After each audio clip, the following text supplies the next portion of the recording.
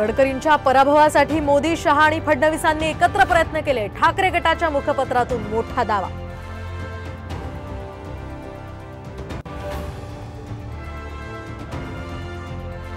गडकरींवरील प्रेम चार भिंतींमध्येच दाखवावं. रसद पुरवल्याच्या आरोपांवरून विकास ठाकरेंनी राऊतांना खडसावलं.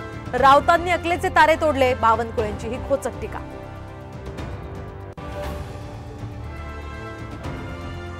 पुण्याचे निलंबित आरोग्य अधिकारी भगवान पवार यांचा आरोग्य मंत्र्यांवर गंभीर आरोप. बेकायदेशीर कामात साथ न दिल्यानं निलंबन केल्याची मुख्यमंत्र्यांकडे तक्रार.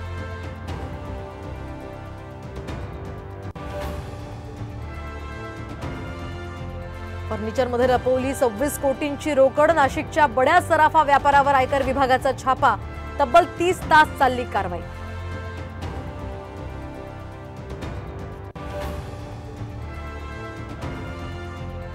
राज्यात दुष्काळाचं संकट आणखी गडद. कुठे पाण्यासाठी पायपीट तर कुठे धरणं सुद्धा कोरडी ठाक.